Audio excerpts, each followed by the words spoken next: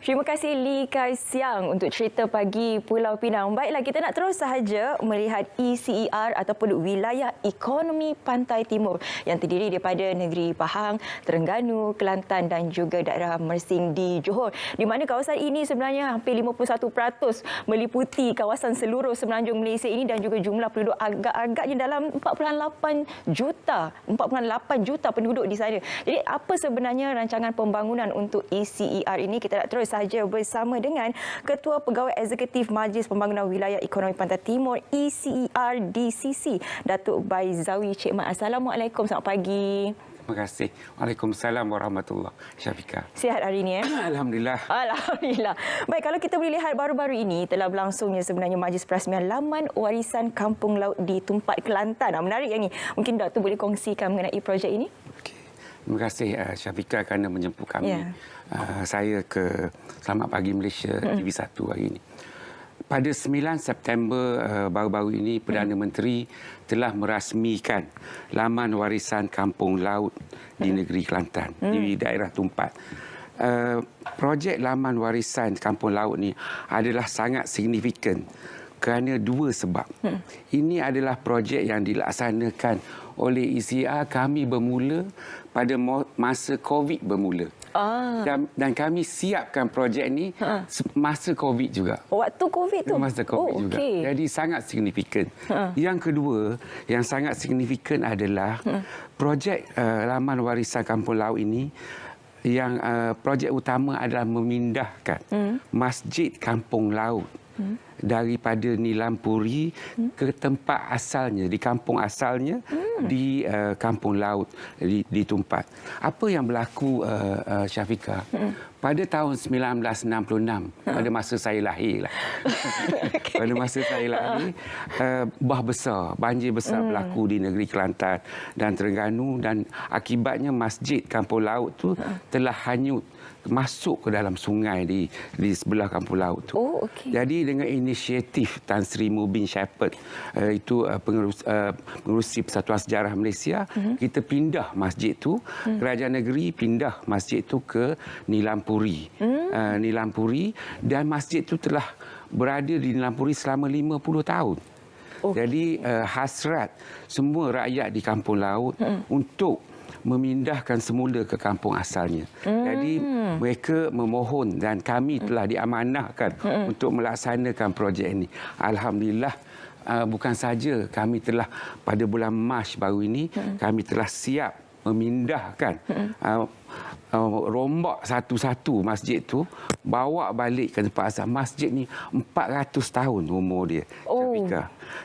Lepas tu kami pindah masjid ni ke tempat asalnya di sebelah Sungai Kelantan tu. Pada masa yang sama, kami juga membina Laman Warisan Serunding dan Laman Warisan Seni.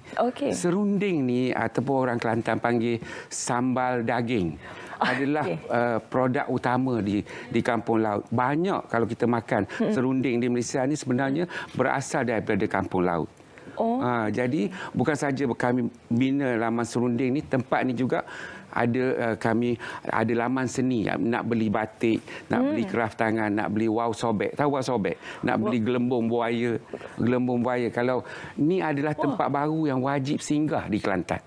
Yang wajib singgah. Kalau kita pergi Kelantan, kita pergi ke Pasar Siti Khadijah. Jadi sekarang ni tempat baru yang wajib singgah untuk ni saya syorkanlah kalau Syafiqah pergi ke Kelantan lepas ni, mesti wajib singgah di Laman Warisan Kampung Laut ni. Kena tengok gelembung buaya tadi tu. Gelembung buaya tu makanan. Makanan Tak ramai orang tahu.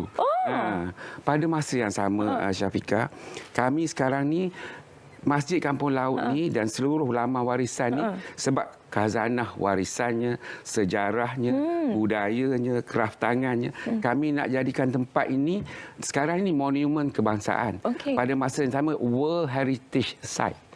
InsyaAllah sekarang ni dia bila World Heritage Site ni under UNESCO. Kami sedang mengusahakan perkara inilah. ECR di sini apa yang kami laksanakan, kami mencipta destinasi.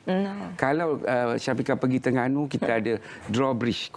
Now baru-baru ni dirasmikan oleh Yang ke-Bawah Duli Yang Maha Mulia Sultan Terengganu, dipanggil Kuala Terengganu Drawbridge. Kalau kita pergi ke Pahang, kita ada Kuantan 188, menara di sebelah sungai Kuantan. Kita ada juga di Mersing, Tanjung Penyabung. Kita ada titik tengah kebangsaan. Saya nak tambah satu lagi.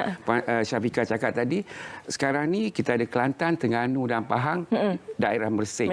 Pada 6 September baru-baru ini telah diwartakan Segamat sekarang ni masuk di bawah ECR.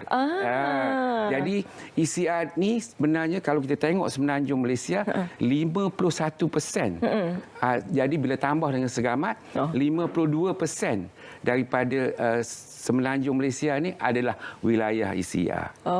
Jadi semakin bertambah sebenarnya beban dan juga tanggungjawab ECR DCC ni sebenarnya, kerana inilah satu badan yang dipertanggungjawabkan untuk membentuk hala tuju dan juga perkembangan sosioekonomi. Okey, berkaitan dengan perasmian Laman Warisan Kampung Laut, Yang Amat Berhormat Perdana Menteri juga telah mengumumkan sebenarnya 4 projek utama yang bakal menjadi pembangkit kepada sosioekonomi di sana. Mungkin Datuk boleh perjelaskan mengenai 4 projek ini? Kami sangat berterima kasih setelah mempengerusikan mesyuarat majlis ECRDC pada 9 September di Kota Baru baru ini. Perdana Menteri telah bersetuju dengan cadangan dan saranan kami untuk Kerajaan Persekutuan memperuntukkan banyak lagi peruntukan untuk pembangunan infrastruktur di wilayah ECR. Sebab kalau kita tengok wilayah ECR ni, dia rakyat 4.8 juta. Tapi ramai rakyat sebenarnya pelabur susah nak melabur di Pantai Timur. Rakyat Pantai Timur terpaksa pergi ke Pantai Barat untuk bekerja dan sebagainya sebab tak cukup pembangunan infrastruktur dan sebagainya. Saya sangat berterima kasih kepada kami di CRDC, berterima kasih sebab kerajaan telah memberikan komitmen untuk projek Central Spine Road. Central Spine Road tu yang daripada Bentong sampailah ke Kuala Kerai sampai Kota Baru tu, insya-Allah akan disiapkan pada tahun 2025. Pembesaran lapangan terbang Kota Baru insya-Allah akan siap pada tahun 2025. Satu lagi perkara yang sangat menarik adalah projek ECRL, kereta api. Ya, kereta api. Itu. Kereta api itu dia insya-Allah akan siap pada tahun 2026. Jadi orang Kelantan, Terengganu boleh naik kereta api laju 160 kilometer sejam sampai ke Gombak, 4 jam dah sampai Gombak. Orang Terengganu 3 jam sebagainya. Kita ada 20 stesen sebagainya. Jadi dengan pengumuman Yang Amat Berhormat Perdana Menteri itu, projek LPT 3. Sebab sebagaimana kita tahu, projek LPT Lebuh Raya Pantai Timur ni dia berakhir di Gemuruh je Terengganu. InsyaAllah kerajaan akan meneruskan projek ni daripada Gemuruh sampailah Pekalang Kubuh 147 kilometer. Itu yang pertama. Yang kedua adalah projek tebatan banjir di Sungai Golok. Yang tu fasa kedua akan bermula untuk memastikan bahawasanya masalah banjir di Kelantan ni dikurangkan. Yang seterusnya adalah projek perluasan jalan. Perluasan jalan Kuantan Segamat. Ada 51 km daripada Runcang, Simpang Keratung 3. Okey. Dan akhirnya adalah jambatan. Ini adalah sebab selatan Thailand dia membangun sangat rancak. Kalau kita tak membangunkan bandar-bandar di sempadan Kelantan ni, kita tak dapat bersaing dengan selatan Thailand. Apa yang kerajaan telah bersetuju untuk jambatan Golok di Rantau Panjang dilaksanakan dan juga jambatan Takbai pergi ke Pekalang Kubuh. Sebab sebenarnya di wilayah Pantai Timur kalau kita cukup infrastruktur, insya-Allah pelabur datang dan wilayah ini akan terus maju. Setuju. Saya rasa ramai juga yang tidak sabar sebenarnya ECRL itu siap. Sebab lepas ni dah tak adalah kita dengar kesesakan lalu lintas sewaktu perayaan Raya Aidilfitri. Tak adalah berkampung kat jalan raya 2 hari. Betul. Kan?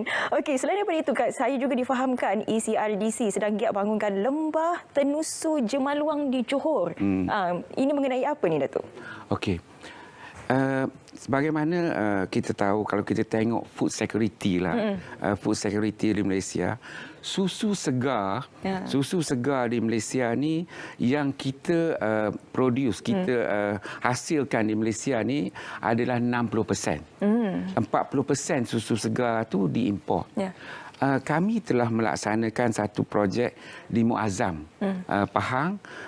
Sekarang ni kalau kita minum susu Farm Fresh tu, itu adalah projek ECR. ECR yang lantik Farm Fresh sebagai anchor company, Tanah Mardi dan sebagainya. Kita bekerjasama. Sekarang ni kita ada banyak ribu home dealers. Susu-susu ni sebenarnya dipasarkan bukan saja oleh Farm Fresh tapi home dealers. Kita mencipta usahawan lah. Jadi bila kita tengok 6 juta liter susu segar ni, kita dapat produce daripada Muazzam, 10% daripada ni. Jadi kita sekarang sedang melaksanakan projek Jemaluang Dairy Valley. Okey. Dairy Valley ni tenusu di Jemaluang di Mersing. Jadi sekarang ni dah clear tanah. Dah clear tanah, insya-Allah 2024 kita akan bermula. Jemaluang akan produce, akan menghasilkan 10% daripada tenusu di 6 juta liter. Jadi bila kita tengok dah berjaya sangat. Farm Fresh tu dah jadi macam sangat berjaya. Dah listed dekat stock exchange. 2 bilion dan sebagainya worth. Jadi kita laksanakan sekarang di Mersing. Kami sedang melaksanakan ECR punya Dairy Valley. Kita sedang mengenal pasti tanah di Kelantan. Kita tengok tanah di Lodging, kita tengok tanah di Stew dan sebagainya di Terengganu. InsyaAllah ini adalah projek agrofood ECR yang sedang kita laksanakan lah. Jadi kalau kita boleh laksanakan ECR punya Dairy Valley ni, maknanya keseluruhan keperluan susu segar Malaysia ni dapat kita laksanakan. Jadi dia punya security level tu satulah kita boleh hasilkan daripada 40% daripada wilayah Pantai Timur tu sendiri. Kalau kita itu boleh harapan kami lah. Itu harapan. Tapi ialah kalau kita boleh lihat memang banyak sebenarnya pembangunan yang dijalankan oleh pihak ECRDC sendiri. Tapi kalau kita boleh tahu lagi apa lagi sebenarnya peranan yang dimainkan oleh pihak tuan untuk membangunkan lagi, bukan lagi dari segi sosioekonomi tapi mungkin dari segi pendidikan terutamanya. Okey. ECRDC kami melaksanakan 3 perkara. Yang pertama, kami menarik pelaburan. Okey. Yang kedua, kami membina infrastruktur. Pada yang ketiga, ada 3 orang kata segitiganya adalah membangunkan modal insan. Sebab kalau orang Terengganu, orang Kelantan, Pahang, Mersing dan Segamat nak bekerja di wilayah Pantai Timur ni, mereka kena duduk di Pantai Timur, cari kerja kilang-kilang di Pantai Timur. Maknanya kalau kita tak bawa investment, bawa pelaburan ke Pantai Timur, jadi macam mana mereka nak bekerja di Pantai Timur? Jadi yang pertama kita menarik pelaburan. Pada tahun ini, setakat ini, kami telah dapat menarik committed investment, pelaburan committed sebanyak 13.4 bilion untuk tahun ini. Target kita 14. Alhamdulillah kami, tapi bila kita tengok kita dah capai 13, kami punya stretch target sekarang untuk 2022 ni 20 bilion. Jadi itu apa yang kami nak. Yang kedua, membina infrastruktur. Sebab kami ulang berkali-kali. Contohnya LPT3. Syafiqah sebut tadi, orang Kelantan bila musim perayaan, bila Central Spine Road siap ni, insya-Allah kita harap 2025 ke atas tu tak ni. LPT3 dulu masa perayaan raya tahun lepas, orang Kelantan nak turun Terengganu 7-8 jam sebab raya berjuta kenderaan balik. Tapi pada masa yang sama, orang kata yang pembangunan infrastruktur ni bukan jalan raya, pelabuhan, broadband. Jadi kami tekankan juga, kalau boleh tempat-tempat pendalaman ni kita sampai broadband punya fasiliti itu. Okey, kerana sekarang ni untuk membangunkan pertanian di Pantai Timur, sebab kita ada tanah di Pantai Timur ni sangat besar. 52% daripada semenanjung Malaysia. Banyak tanah-tanah yang boleh diusahakan pertanian. Jadi kalau nak usaha pertanian ni, bukan saja kita orang kata nak clear bersih tanah tu saja. Kena ada electricity, kena ada air, kena ada broadband sebab Betul. artificial. Sebab sekarang ni bila kita sebut pertanian, dia mesti berskala besar, berteknologi tinggi. Betul, saya setuju. Datuk, banyak sebenarnya pembangunan dan juga kita boleh nampak ya hala tuju yang jelas yang dimainkan oleh pihak ECRDC ini untuk perkembangan sosioekonomi bagi wilayah Pantai Timur sebenarnya. Tapi itu sahaja masa yang kita ada, Datuk, untuk perkongsian pada hari ini.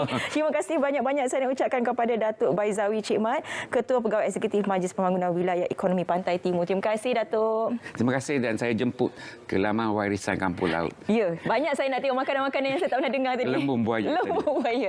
Okey, kita nak berehat seketika. Kembali selepas ini ada satu topik yang cukup menarik untuk anda yang berkaitan dengan bajet 2023. Jangan ke mana-mana.